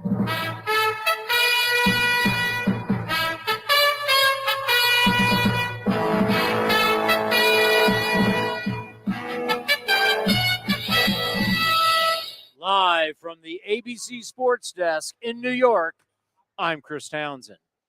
What's going on? Speaking of New York, Yankees pitcher Domingo Germán has been ejected versus the Blue Jays after a substance check. What's on your what do you got? Yeah. What do you got? So, who was the guy we saw suspended or kicked out of a game earlier this year already? Scherzer. Scherzer, that's right. And then it was Might have heard of him. Hector Santiago was a guy from the White Sox a few years ago, or Mariners, whoever he was with. And now we got Domingo Germán right now. I mean, I saw the umpires check Drew Rosinski after he got pulled from a start. What is it? What are you doing? What does it do if you find a substitute after he got pulled from the game? Maybe he's shocked he didn't have after he saw that outing yesterday. This I love. Do you have the Dan Schulman? Yeah, give me a second. So yesterday's game. Right now they're in the 4th inning. Yankees lead 2-0. Domingo Germán been thrown out. We'll get more info on that. But it was very odd in the game that Aaron Judge is up at the plate, pitcher's that way, and he's looking over into his dugout. What the hell are you looking over in your dugout? And then we have seen it before last year in the postseason where our buddy Josh Donaldson was at the plate looking over at the dugout. Why would you be focused as a hitter? You're focused, you're looking out, you're looking at the pitcher. Why are you going to look over at the dugout? That makes no sense. So the Toronto broadcast, Dan Schulman, one of the top voices in our game. And Buck Martinez, both friends of the program. Buck Martinez has been doing baseball forever. He's a legend as a player and a broadcaster. They're both watching this. Well, forget me telling you about it. Let's take it to the Toronto Blue Jays broadcast. All right, Buck. So you and I looked at each other at the same moment right when we saw this 3 pitches ago. Watch what he's looking at. Yeah. What is that? Where's he looking? Where's he looking? And he did it more than once. Yeah, it's really, really unusual. But you and I both looked at each other when we saw that. Like, did you see what I saw? Yeah. And you don't want to go, throwing allegations around without knowing, but no. And you know what? I have had guys look back when I was catching, and you obviously could see it, and he couldn't see the catcher with the way he was looking right there. Yeah, just did it again. And he pummeled it. He hit it a country mile for his second home run of the night.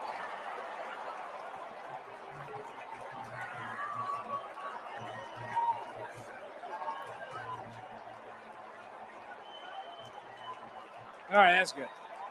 2 home runs for Aaron Judge. Now, let's not kid ourselves.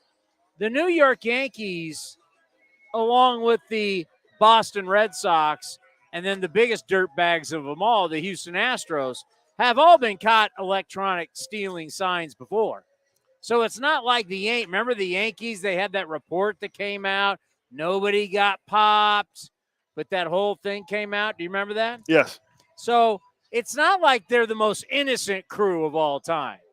I love it, though. Our game needs controversy. It does.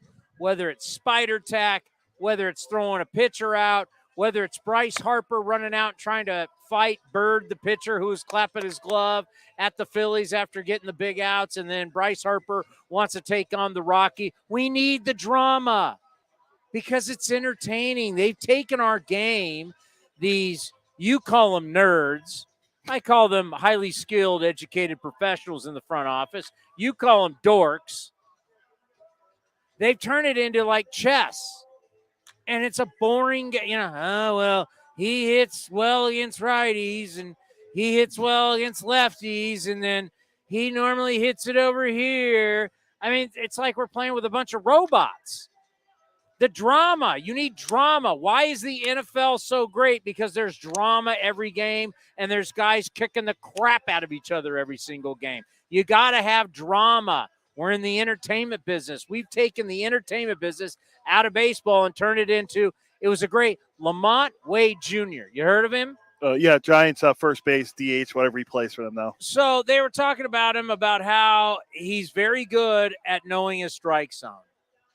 Right? He's been a player that the Giants can utilize in certain situations, and he's been successful. Complimentary player is a kind way to put it. And they said, the problem with the Giants? Their whole team's complimentary players. That's Farhan playing Moneyball, right? This is what we do against right-handed pitchers. This is what we do against left-handed pitchers. We got all these guys who can pinch hit and everything. It's like, it's boring. Well, you know what? Aaron Judge looking over to first base, and we are wondering, these guys cheating? How they cheating? Because we know people have been cheating. Recently, folks, in a junior college game. Oh, this is incredible. 2 players got popped with electronics in their helmets. This is going on everywhere. How are the Yankees doing it? I don't know. I don't know if they are. I don't know if they're not. Now, Story. I'm wondering if there's going to be any, because Toronto, a little dust up, as they like to call it. Talk about our guy Lee Anderson, who wrote the book about pictures of baseball and the lingo. What would a dust up be? Because in baseball we have language, and someone who had never been to a baseball game, you say, "Oh yeah, they had a dust up," or it's a can of corn. Frozen rope. What's a frozen Texas rope? Leaguer. He's Bush League. Well, what the hell is Bush League? How would you draw Bush League? Oh, I don't know how to draw half of these. Bush League. Yeah. It's one of the great words of all time. So the story, the sun's finally going down, my God. the story gets better. So now Toronto has taken photos or maybe video. They've got something they've sent the league offices going, hey, you notice how far off the Yankees first base coaches are? So if the Yankees first base coach, who I don't know who it is way outside the coach's box, and once again, I'm Aaron Judge at the plate, and I'm looking over to the right, the further that he is away, I can kind of, a little bit of peripheral vision, I can kind of see what he's doing. Now, anything that first base coach is doing is completely legal. Like, let's say, let me give you an example. Let's just say Alejandro Kirk. I don't know if he's catching last night or tonight for the Blue Jays. But let's say it's very obvious. I can tell on his pitch comm. I don't know where his pitch comm is. Side, top. They got pitch comm all over where they catchers put it, right? Maybe he's tipping pitches by how he presses the pitch comm. And the first base coach has noticed that. And now the first base coach is making sure he's standing by himself outside of the box so Aaron Judge can see him. And maybe if I'm going like this, it's going to be an off-speed pitch. Maybe how I'm standing with my feet is a fastball. Whatever it is, that's called baseball, Cody. That's how you translate signs to hitters. So the first base coach could have the pitch comm. He's noticing. He knows when it's a fastball. He knows when it's an off-speed, and he's tipping Judge off. Or like Townsend, because they got video of Townsend doing it at the playoffs last year. There's no reason you're locked in a Major League Baseball game. These guys are throwing 98 miles an hour. Why the hell all of a sudden before the pitch are you looking over to the right? Judge said after the game. Oh, I have it. You want me to play it? Now, do we have time? Yeah, we have like 10 minutes still. Go ahead. Let's hear this liar.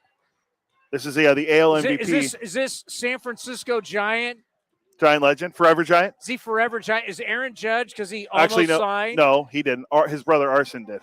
Is he going to be on the wall next to Marvin Bernard and Sean Estes? I don't think so. But here's Aaron Judge, forever Giant. Here's Aaron Judge last night speaking to the media. The Blue Jays broadcast appeared to catch you looking at, it was unclear where, but maybe at the first base coach or the catcher for location. Was there anything going on there as far as where you were looking during that time? For when? Right before you hit your second home run of the game. What? I did what? Oh. Yeah, it was kind of a lot of chirping from our dugout, which I really didn't like in the situation where it's a 6-0 game, and I know Booney got tossed. Like, I was trying to save Booney by calling timeout. Like, hey, hold up here. Like, let me work here. So I was kind of trying to see who was chirping in the dugout. So it's 6-0. Like, Booney got tossed. Let's go to work now. The captain. Teammates, kind of checking on your Yankees teammates. Yeah, I'm kind of looking like who's still talking here. It's 6-0, and our manager got tossed. He did his job. Like, let's go back to playing ball. So you're up 6-0 in the 8th inning, and no, you're at the plate. And you're at the plate, and you're worried about. Let me pick out a random Yank. You're worried about Isaiah Connor Falefa on the bench saying something, chirping. I don't know. IKF. I'm just picking at random Yankees chirping on the bench, and you're worried about it. Tell Rizzo to bite it. Yeah. Meanwhile, it was 3 pitches earlier. That's when Booney got thrown out of the game. Okay, so you want me to believe that the first, once again, this is not illegal. If you're bad at hiding what pitchers are throwing, the Yankees have every right. They have every right. And once again, if you're using pitch comm, how would they steal the signs? Well, you'd be able to tell how he's pressing which. I mean, if you got good eyesight, you could see kind of, all right, I noticed the way he's pushing. I don't even know if the way I'm hitting the pitch comm, however it is on, once again. What if he wears on his wrist? I don't even, there you go. I don't know. Yeah. But he's able to pick it up. Clearly, if the first base coach is trying to, because you got to think, let's say if there's a runner on first, because I think there was runners on. There's a runner on first, and there's an umpire there. You as the first base coach, make sure you want to have separation from everybody if he's kind of looking to the side, right? If I'm looking to the side and I want to pick up, once again, If my hands are down, it's a fastball. My hands are like this, it's off speed, or he's doing something with his legs. That's all that's all legal, and I love it, right? That's the art of stealing signs. That's a part of baseball. That's why in the National Football League, play colors are like this. They don't want you reading lips. So we're always trying to hide our signs. Now, the question is... So, by the way, the third base coach is also saying the same way. It was both. Both coaches were. So, for left-handed hitters, they can look right down the line and see the third base coach, too.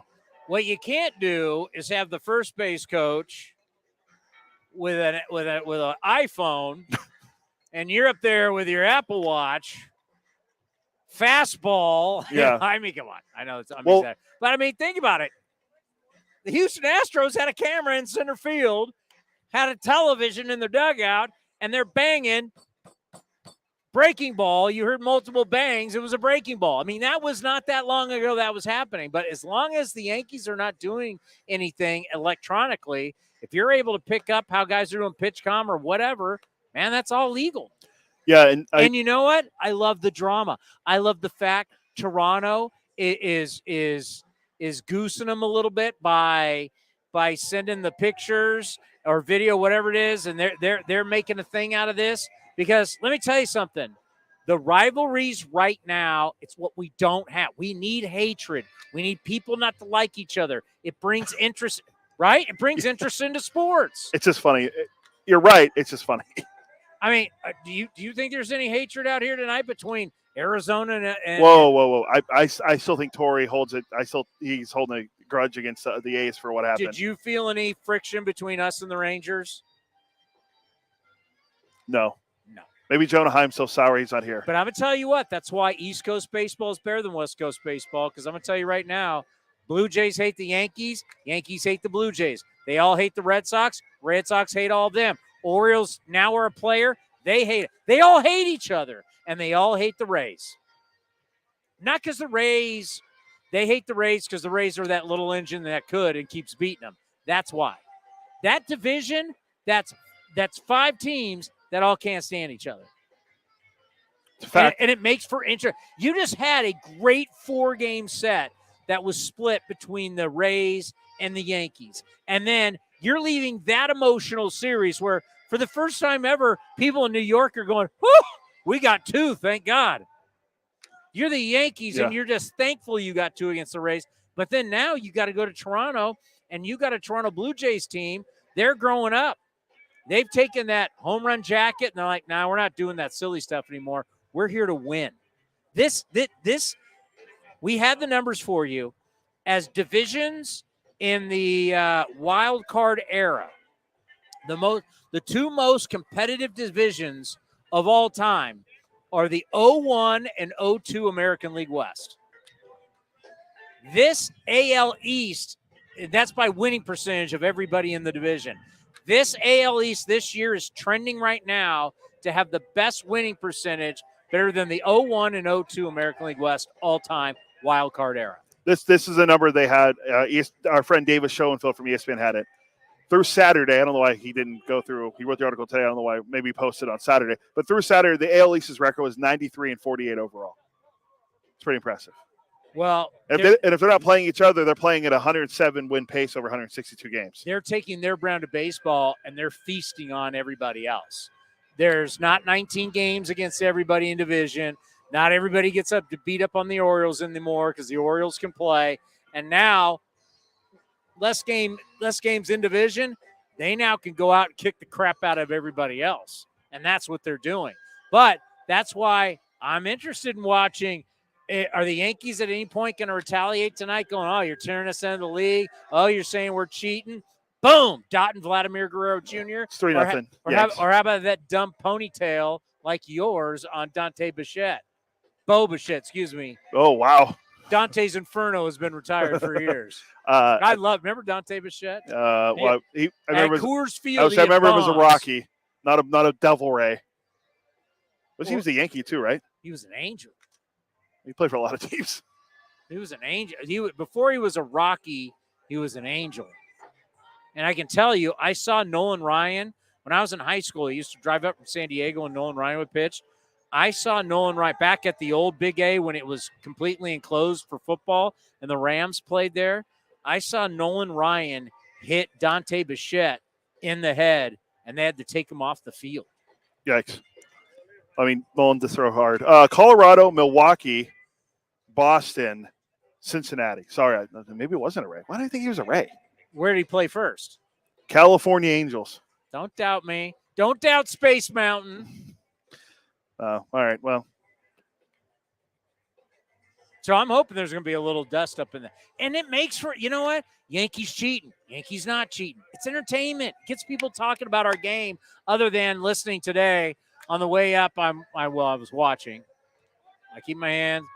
MLB Now, and they're talking about swing percentage. Like, how do I sell swing percentage? Lamont Wade has the best one in baseball, right? Last time I checked. I think he's second. But whatever. It's like you're trying to sell a bunch of random numbers. We need some entertainment. And you know what? Cheating, not cheating. Are they cheating? Teams fighting. Substance checks get thrown out. Bryce Harper not only trying to beat everybody up on the Rockies, but then saying they're all in a polite. I can say it in a polite way. You guys aren't winners.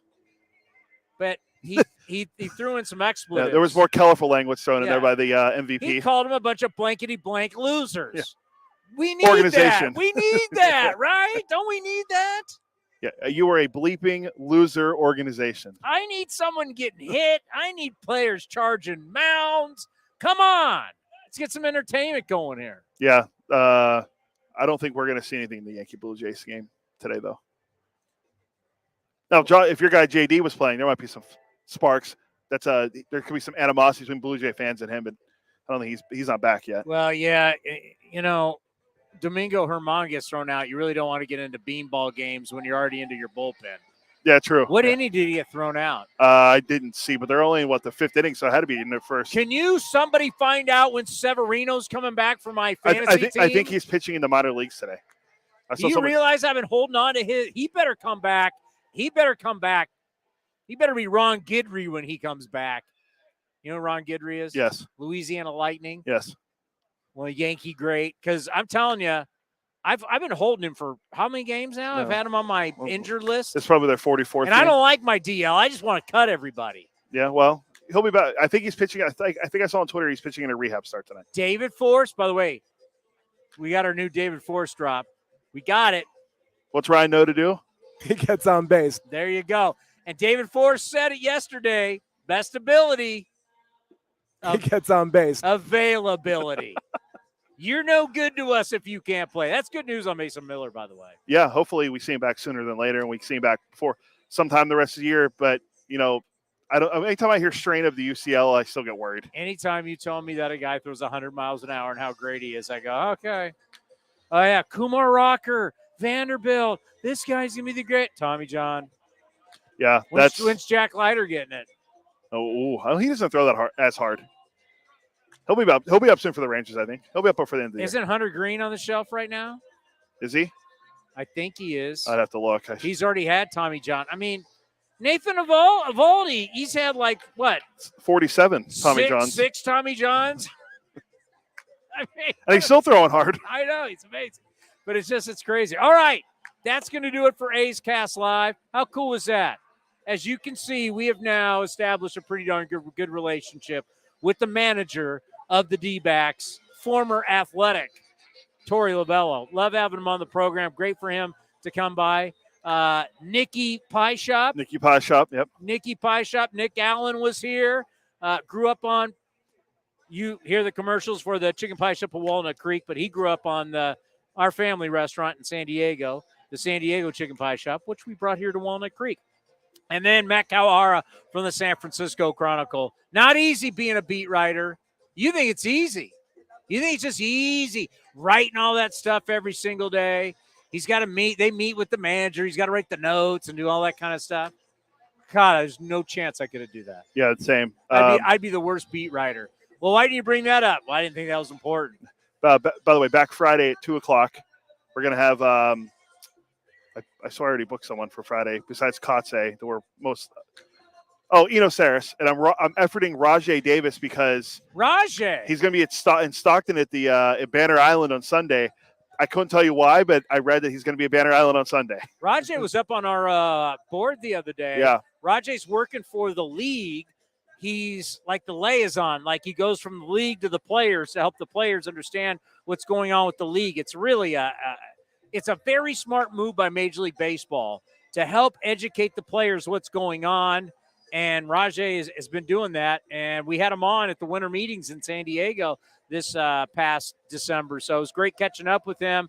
And he's in a good space, man. Loves what he's doing, loves his job. There's X amount of ex-players that are doing it. It's smart by baseball.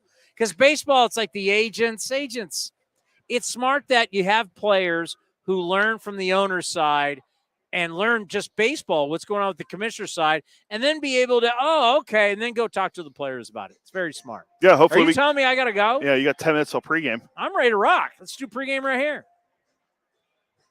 Can't do that. You better let Robert Costa know. Can you imagine Costa? Can you imagine Kotze coming out? We're like, all right, coming up next. And they're like, what are you doing here?